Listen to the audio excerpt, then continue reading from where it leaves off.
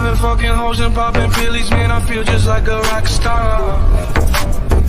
ক্লাসের সবচেয়ে খারাপ ছেলে একটা সুন্দরী মেয়ের প্রেমে পড়লো, কিন্তু সে এতটাই দুষ্ট আর খারাপ ছাত্র ছিল যে স্কুলের সব মেয়েরাই তাকে ঘৃণার চোখে দেখতো। কিন্তু ছেলেটি মেয়েটিকে এতটাই কেয়ার করতো যে মেয়েটির আর বুঝতে বাকি ছিল না ছেলেটি মেয়েটিকে কতটা ভালোবাসে। এক সময় মনে মনে মেয়েটিও ছেলেটিকে ভালোবাসতে শুরু করলো, কিন্তু ছেলেটি মেয়েটিকে বলতে পারতো না। তাকে দেখলেই তার উপস্থিত বুদ্ধি কাজ করা বন্ধ করে দিত, হার্টবিট বেড়ে যেত। এক সময় বন্ধুদের ধাক্কা ধাক্কিতে ছেলেটি মেয়েটিকে বলেই দিল, ওই শোনো, আমি না তোমাকে খুব ভালোবাসি। তখন মেয়েটি খুব স্বাভাবিকভাবে বলল, তুমি আমাকে ভালোবাসো? তখন ছেলেটি অপরাধীর মতো বলল, হ্যাঁ। হঠাৎ করে মেয়েটি ছেলেটির গালে জোরে একটা থাপ্পড় মেরে দিল এবং বলল, তোর সাহস হয় কি করে আমাকে প্রপোজ করার?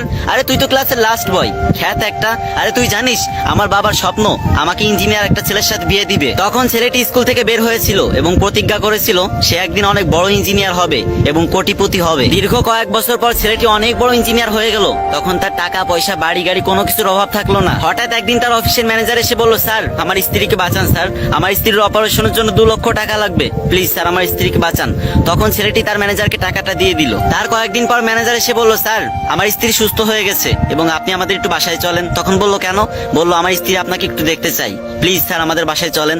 তখন ছেলেটি তার ম্যানেজারের সাথে তাদের বাসায় গেল। সেই বাসায় গিয়ে তো সে অবাক হয়ে গেল, কারণ সে যে মেয়েটার জন্য ইঞ্জিনিয়ার হতে পেরেছে সেই মেয়েটার কেউ না, সেই মেয়েটা হচ্ছে তার অফিসের ম্যানেজারের বউ। তখন ছেলেটিকে দেখে মেয়েটি কান্না শুরু করে দিল এবং ছেলেটি খুব সিম্পল ভাবে জিজ্ঞাসা করলো, কান্না করছো কেন?